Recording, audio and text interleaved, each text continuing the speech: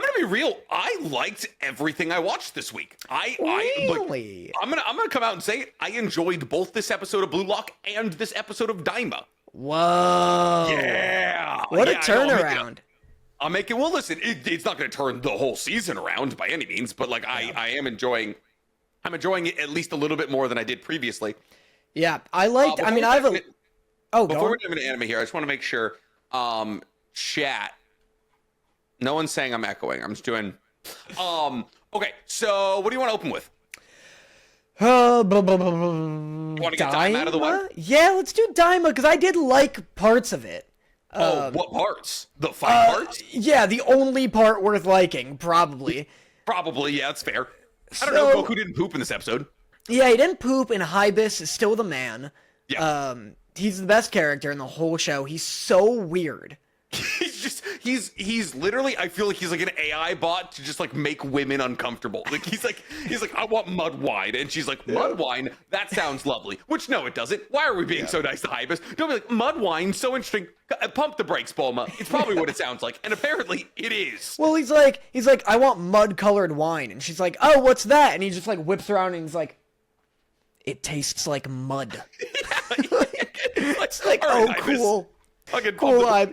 It's just weird that most of the show's humor is like classic Toriyama, like weird, like immature slapstick. Like most of the humor has been like, oh, Goku's gotta poop. Like that's genuinely been 90% of it. And then all of a sudden he's like tapping into some like TikTok brain rot humor with Hibis, where he's doing like legitimately funny bits where Hibis is just awkward and making people feel awkward. Yeah, he's just like a stale fish just looking around being like, all right, you all have to deal with me now on this intergalactic fucking road trip like it's that one alien movie that I cannot remember the name of. Paul? What's that? Was that Paul? Yeah, the intergalactic yeah. Was that the guy who made the Cornetto trilogies one? What's his name? Simon Pegg? Yeah. Yeah, that I know what you mean, but it's a little not accurate. He acted in them, but the guy who made the Cornetto trilogy is Edgar Wright. But Simon Pegg is in all of them. Yeah, but he's in them all. Yeah, so it's basically Simon. But also, I've never seen the other guy since the Cornetto trilogy, so it's probably Simon Pegg. Yeah, that's fair. So what parts did you like, Dan? Tell me about your Daima experience. Yeah, I liked the fight. Fight was good.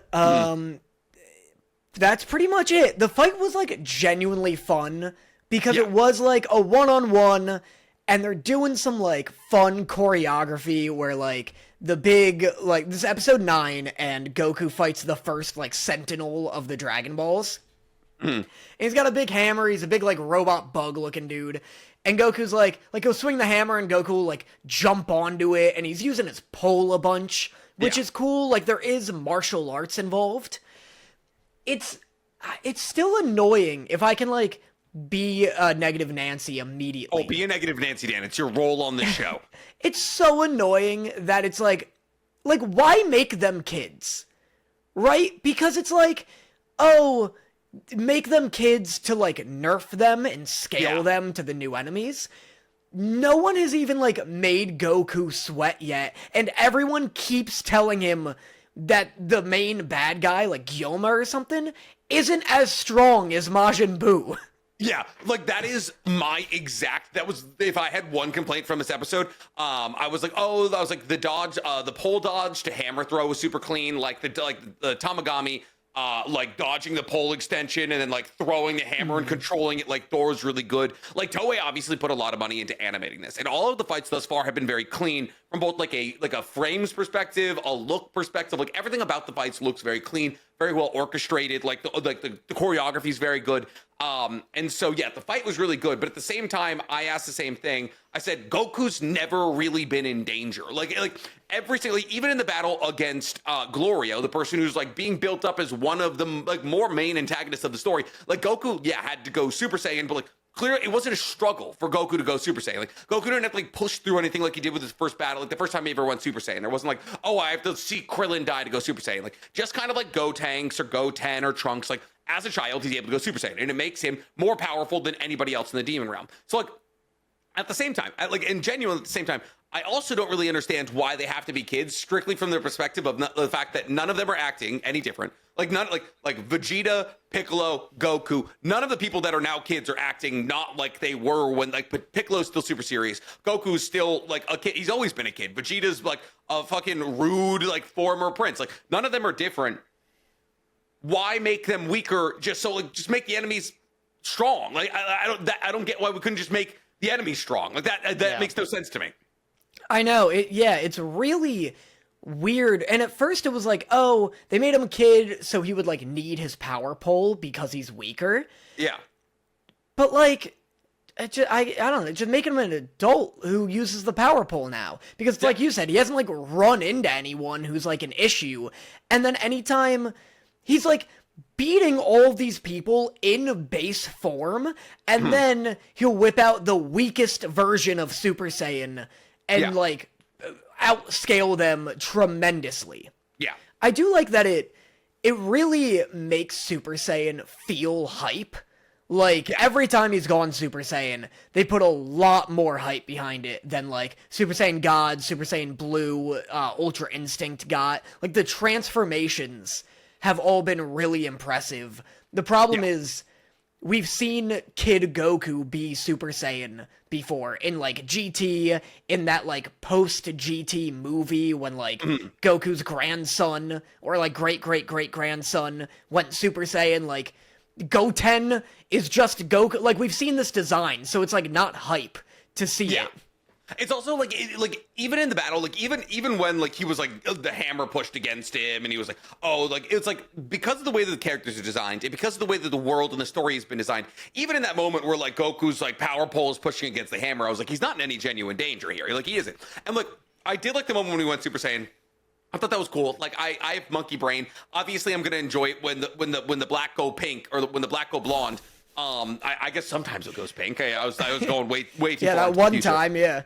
Yeah, that one time they decided to make Super Saiyan God red. But anyways, I did enjoy the fight a lot. But yeah, it just feels like, oh, if this is the third strongest thing in the universe, and it literally forfeited to Goku in you're right, in his weakest transformation, like, I don't, like, I now feel like yeah, it was a good fight, but I don't feel any hype towards the concept of the other Tamagami fights. But I think what this episode did well was the establishment of the fact that we are going to be looking towards a new enemy here. It's a matter of how you feel about who that new enemy is going to be, that I feel as though is going to be like, oh, how do we feel about Daima moving forward? Because, they're like, oh, hey, by the way, the Tamagamis, I like that the Tamagamis have now essentially just become a stepping stone to introduce the main villain who's going to try and take the Dragon Balls from Goku. I can live with that. I can live with the first 20 episodes being Goku, doing Demon World bullshit, getting all the Dragon Balls, and then having to fight against essentially Majin Buu 2.0. But at the same time, does it have to be Majin Buu 2.0? I know. I hope it's something unique and cool and different. We'll see. I was impressed with, like, because leading up to this episode, we were like, I don't want to see him fight a big, like, Power Ranger monster. And it was, like, fun enough. I, like, rolled my eyes during their second fight. How'd you feel about that? The, like, quote-unquote second cup fight? Yeah, cup game. So I'm, like, sitting there, I'm reveling in the fact that that was a really well animated fight from Toei. I was like, damn, dude, the choreography is the best I've seen from Dragon Ball in years. This was so dope. Like, there was a lot of really cool, like, very poignant moments that happened over the duration of the fight. And then he was like, oh, I forfeit.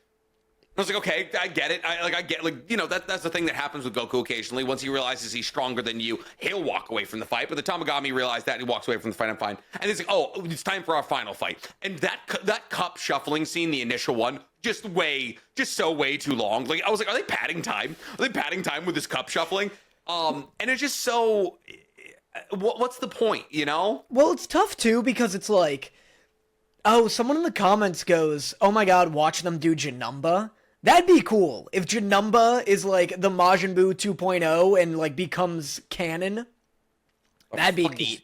Janemba. Oh my god, made up word. Janemba. Janemba's a movie villain and he's awesome. He's like one of the coolest movie villains after he slims down. Januba. Nope. Not even close. Januba. Nope. Janemba.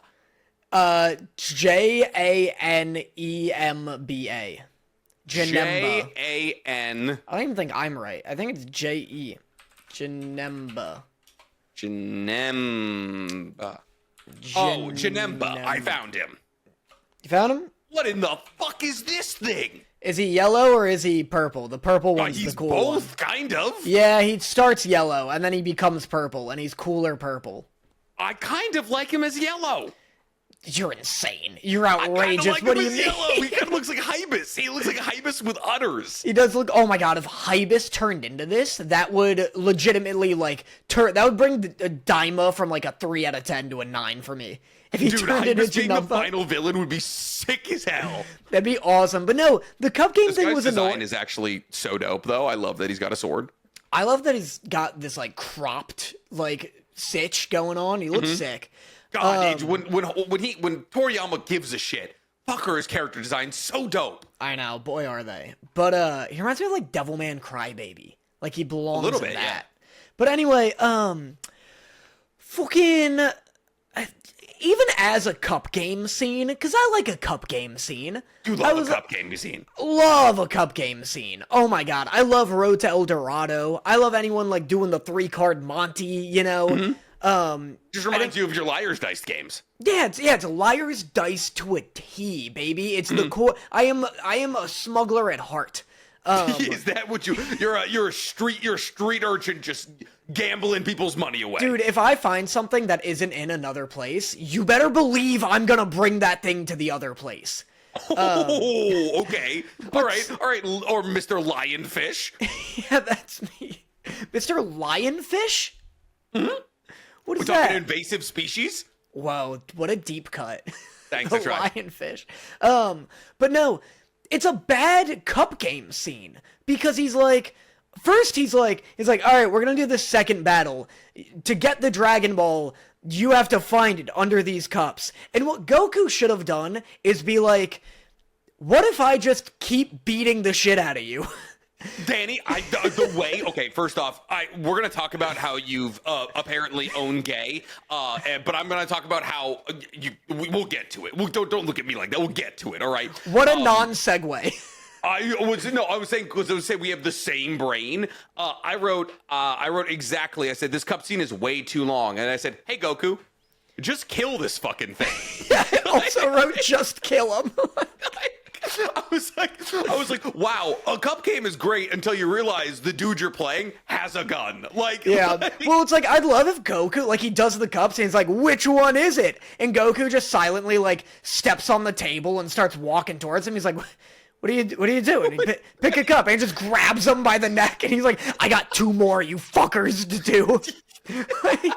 It's like, I'm not putting up with this. His hand starts glowing. It's like right at his face. Like, I haven't pooped in an hour. All right, we're either finishing this or you're telling me what cup it is. I keep ordering a hamburger and people keep giving me worms.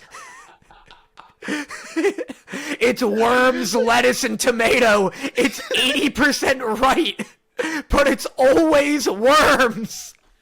Oh fuck yeah! It's so funny that we both came to that conclusion of just Goku standing there and just be like, I could fucking kill this dude. Like, well, it's what? so funny because he's like, all right, you bested me in a test of combat. Now a test of wit, and it's like, hey buddy, like end with the test of combat. Yeah. Once I realized I could just punch a hole in you, Yeah. I'm sorry, I'm not doing your Sporkle quiz. Yeah, the dude, the Tamagi or whatever, should have like ended the fight being like, all right, I think it's clear I'm the stronger one of us, so we're gonna move on to cup game instead. Yeah. We'll do double or nothing on cup game here. But yeah, so that, and then the reason it's bad, the second reason, is because then he does it, and you, the viewer, because you've seen this scene 100 times before in 100 different shows, are like, oh, he probably just like slipped it out of one of the cups and like put it up a sleeve or put it under the table, something like that. And since I'd seen that a billion other times, I was like, it's gonna be something else. Like, what little trick is Toriyama gonna play? And there's no trick Goku doesn't even like figure it out in a clever way. He's just like he just knows the answer. He's There's just no like a light speed individual who can like, hey man, your hands are not moving that fast to me. Yes, like I know he threw a whole like softball-sized ball out of a cup. Like no shit, he saw that. Yeah, you mean the guy who can instantly teleport across the universe didn't see this slightly fast-traveling orange ball? It's like even if it was too fast to see, it would have killed everyone in its path. Like it's a cannon. Like, how about the guy who has a fucking Dragon Ball the size of his dome floating an inch over his head, and he's like, "Oh, what do you mean? What do you mean it's over here? What? Hey, buddy, how do you not see it above you?" Yeah, and then the rest of the episode is just a bunch of like weird retcons that are like kind of dumb. It's just like, oh, Babidi didn't actually make Majin Buu. It was this little old lady, and it's like that's exactly how I felt about that. I was like, I don't know. Are we just we're just retconning Babidi making Majin Buu? Why? Yeah, why? Like, just be like, oh, this witch also knows how to do it. Like, why retcon that? It just makes no like. Why invalidate DBZ, the one thing that people universally agree upon that Toriyama did correctly, and be like, oh, actually, Babidi wasn't that important. Babidi just got the formula from this witch, and now this witch is making Majin Buu 2.0, but the compliant version? Yeah. I don't know. But yeah, so the first half was good, and now I'm not looking forward to another, like, just 20 episodes of the middest show you've ever seen in your life. It's just like, it's so weird. It feels like it's made by somebody who, like, only played the Dragon Ball games. You know what like, it feels like it's made by someone who's heard of Dragon Ball, but doesn't know why it's good. Okay.